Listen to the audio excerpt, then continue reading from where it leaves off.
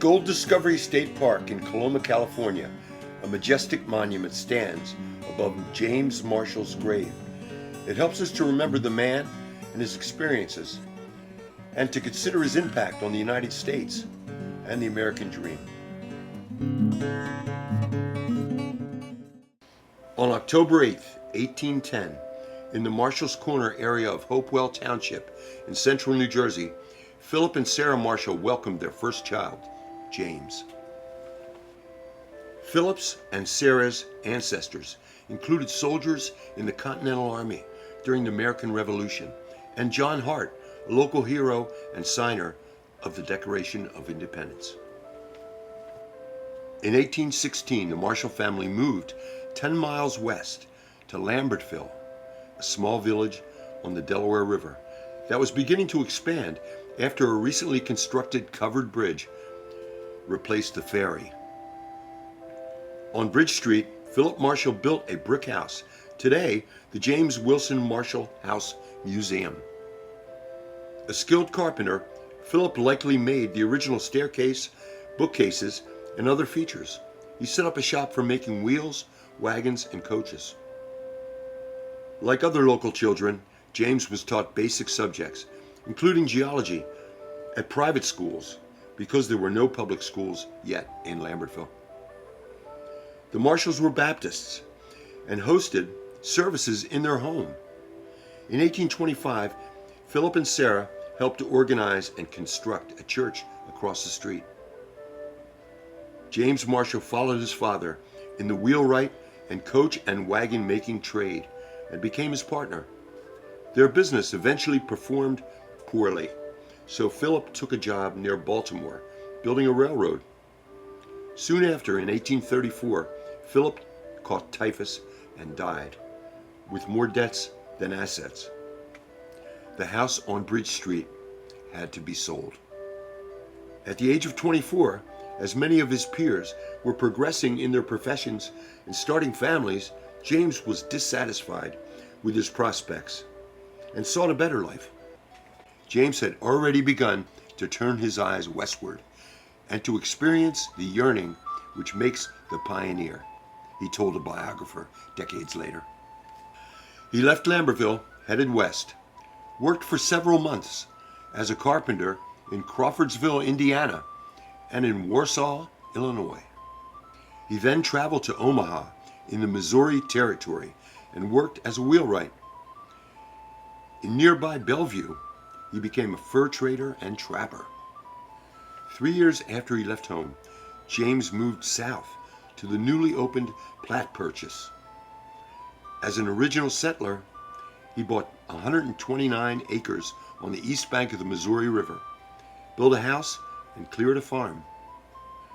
The next year, he contracted malaria, which forced him to live in Platte City, further away from the river, and for a time in Cordova, Illinois, where his uncle, William Marshall, had moved from Hopewell, New Jersey, with his family.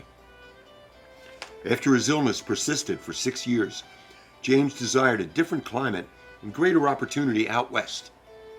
He sold the Missouri farm and joined a wagon train headed for Oregon. After a grueling 8-month trek, the party wintered in Willamette Valley. In 1844, James traveled with the group to Sutter's Fort in Mexico's Alta California province and arrived on July 15th. He was 33.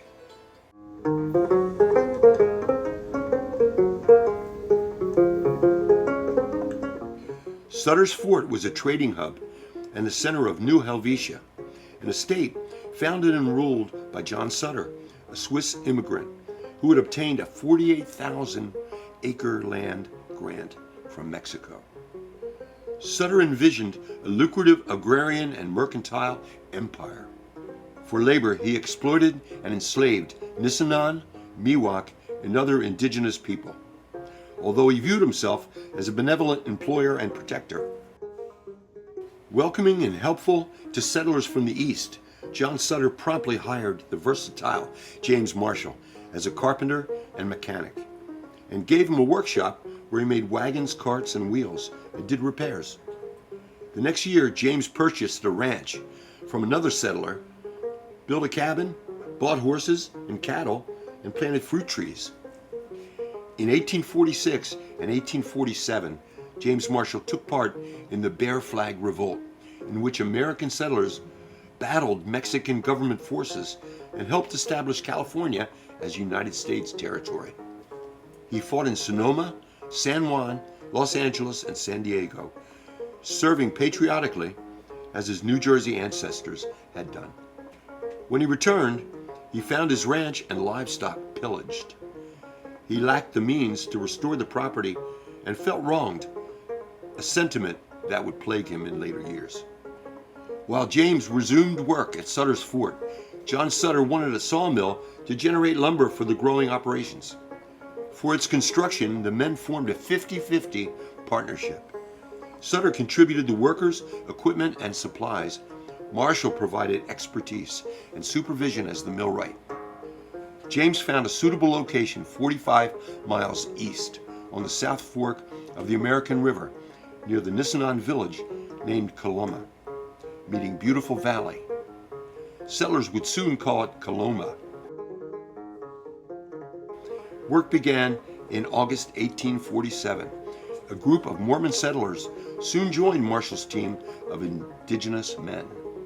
One morning, James Marshall inspected the tail race, the channel of water from the mill's wheel. My eye was caught with the glimpse of something shining in the bottom of the ditch, he reported later.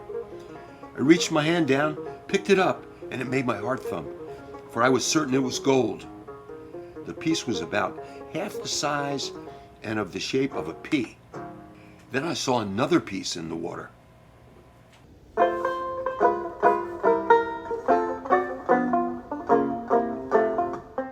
He approached his crew, saying, "I have found it." They were very excited and believed it to be gold, though they couldn't be completely sure, even after Jenny Wimmer, the camp cook, tested it with boiling soap. Marshall secured their commitment to finish building the mill and showed them the site of his discovery. In several hours, they found about 4 ounces of gold flakes. For the rest of his life, James claimed that day was January 19th, though at times he conceded uncertainty.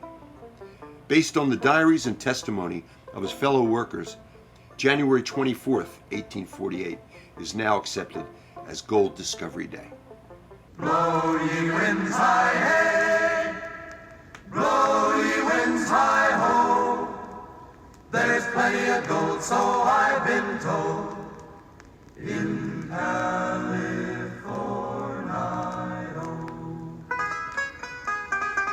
4 days later, James visited Sutter's Fort to give John Sutter the news. They privately confirmed the specimen was gold, at least 23 carat, and agreed to keep it secret so they could complete the mill and follow through with their other enterprises. The sawmill was located outside of Sutter's property. Less than 2 weeks later, the men made a deal with the Yale Sumi tribe to lease the surrounding 12 square miles. Such agreements ultimately did not stand because the U.S. government didn't recognize the indigenous people's right to sell or lease their land. The mill was finished over the next 2 months. James let the Mormon workers search on Sundays and at odd times. With only simple tools, they found gold at other locations, which intensified their excitement and prompted them to tell others. It seems the secret was safe with only James Marshall. Sutter himself told colleagues, including Sam Brannan, a Sutter's Fort shopkeeper, who announced the discovery in his newspaper, the California Star, which was then echoed in the Californian. After stocking his shop with supplies like picks, shovels, and pans, Brannan trumpeted the news in the streets of San Francisco, spurring many to seek gold in the Sierra Nevada foothills. He soon became California's first millionaire. Gold fever spread, and the first wave of prospectors arrived. James Marshall resented the disruption and vaguely directed the intruders to dig away from the area he and Sutter claimed. By August of 1848, 4,000 gold seekers had come to the Coloma area.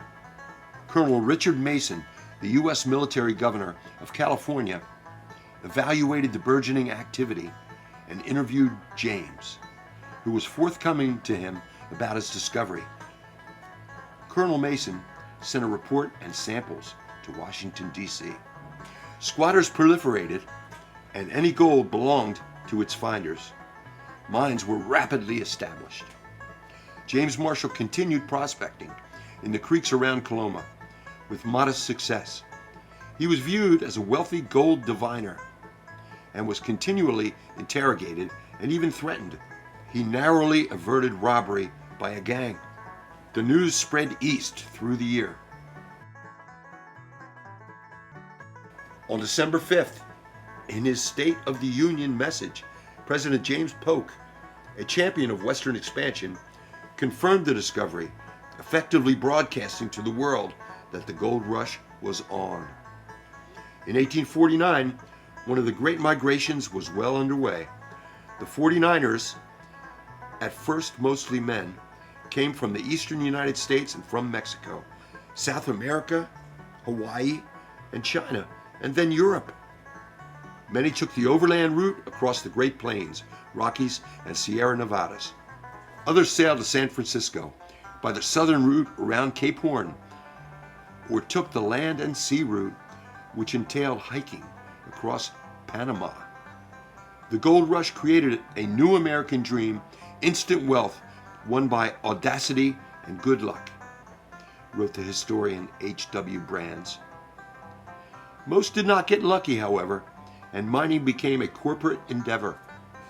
The influx of 300,000 people transformed California, which became a state in 1850, into a large industrial and agricultural economy.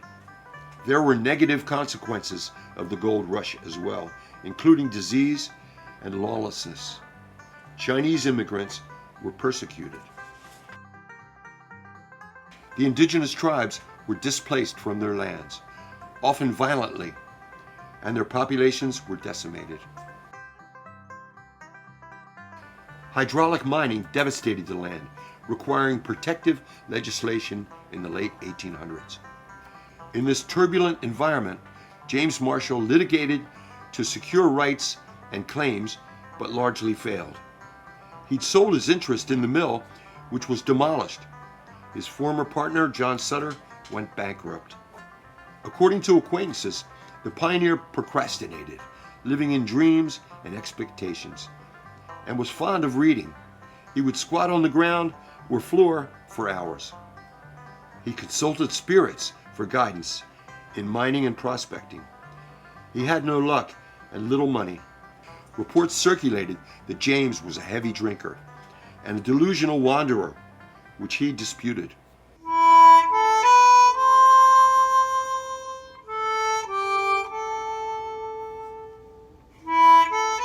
In 1857 in Coloma, he bought 15 acres, built a cabin, cultivated an orchard and vineyard, made wine, and fared well for several years. He frequented saloons. In 1862, his cabin and its contents burned down.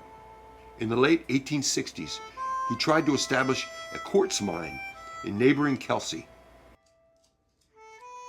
At 59 years old, in 1870, James Marshall was in financial straits.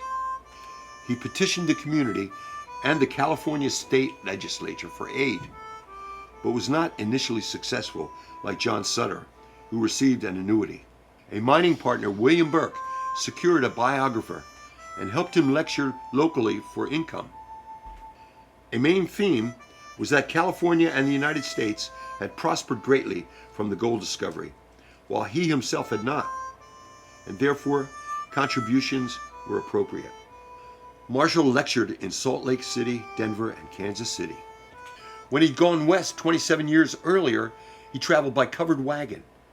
Now he returned by the new Transcontinental Railroad, which his discovery had helped facilitate, courtesy of a free ticket from its president, Leland Stanford, a former Sacramento grocer and miner, and the future founder of Stanford University, who had signed a letter supporting Marshall. The lectures did not do well, and the tour was called off. James Marshall continued east to see his family for the first time since he'd left Lambertville. He arrived on November 30th, 1871. Changes since his childhood were significant. The once tiny riverside village was now a railroad center with numerous factories. The Beacon newspaper announced his short visit. James stayed 2 blocks from his old home with his mother Sarah and his sister Mary Reeve and her family. Across Bridge Street from their former home, the wooden Baptist church had been replaced in 1868 by a grand Romanesque revival structure, and James had sent gold nuggets to be included in its cornerstone. A culture clash ensued between James Marshall, the unpredictable cabin-dwelling frontiersman, and his sisters and their families, the Reeves, Huffs, and Carrs, who were refined Eastern townspeople. The Huffs were temperance advocates who objected to James's drinking.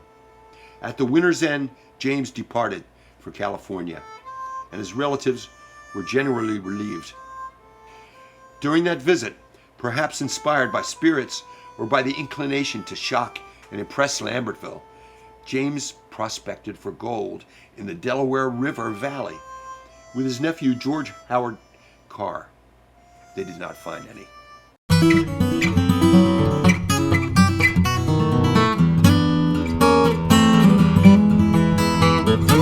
In 1872, the California State Legislature granted James Marshall a pension of $200 per month. His expenditures included repaying debts, equipping his workshop, and it was reported regularly treating his cronies at the saloons. Public disapproval of his drinking contributed to the discontinuation of the pension several years later. He lived out his days as a blacksmith and carpenter in Kelsey. He was on friendly terms with many neighbors and visited Sacramento occasionally. James Marshall was a guest at 3 events commemorating the gold discovery and California statehood, though he felt disrespected by some of the proceedings. He died April 10, 1885 at his home of natural causes at the age of 74. His estate, partial interests in 2 mines, and personal property amounted to $400. As it was settled, the movement to build a monument in his honor accelerated. In death, as in life, James Marshall was often the victim of rumor and simplistic slander, due to the fame that he had never sought. A representative obituary stated, "There can be no doubt the discovery of gold was a misfortune for Marshall. It literally wrecked his life and was the cause of his dying embittered and disappointed." Similar appraisals, many of which he was aware, included the following.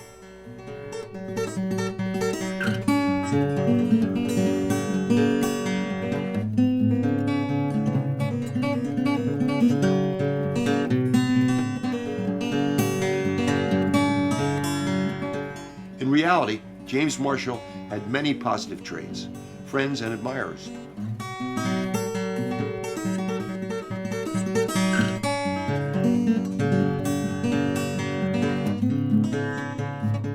From its earliest days, the gold rush was subject to romanticism and myth-making.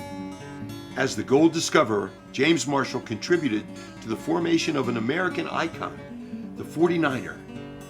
Bearded, wearing boots, denim trousers, a flannel shirt, slouch hat, armed with a pistol or a knife, and carrying a pickaxe. The symbolic 49er has long been revered by many, although inaccurately, as the father of California.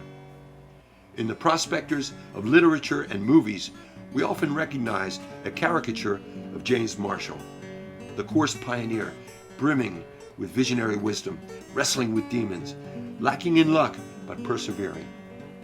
In May 1890, the Marshall Monument was unveiled in Coloma at Gold Discovery State Park. It was California's first historic monument, commissioned by the state legislature and designed by Francis Marion Wells. James Marshall, depicted in pioneer clothes, holds a gold nugget and points down to the river, to the site where he found it. Today we can appreciate a man who experienced a singular moment and lived through an era of transformation, who kept questing on his own terms despite suffering many setbacks, and who helped shape the story of America, even though he never meant to. James Marshall is especially remembered and celebrated in California.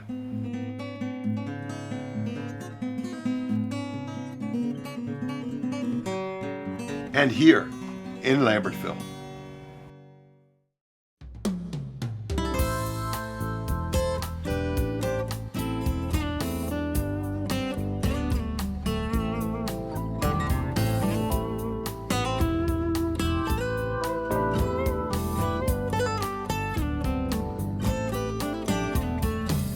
Make no mistake, I found the flake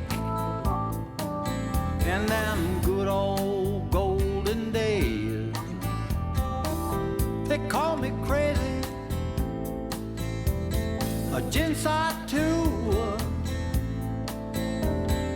What cares I for praise? I wander around town to town like a golden sign. Everybody knows Jim Marshall from them days of 49. Days of 49. My partners love me well. They was a jolly, saucy crew. A few hard cases I will recall, but they were all brave and true. Whatever the pinch, they never would flinch. They will never fret or whine. Like good old bricks, they stood the kicks in them days of 49. Days of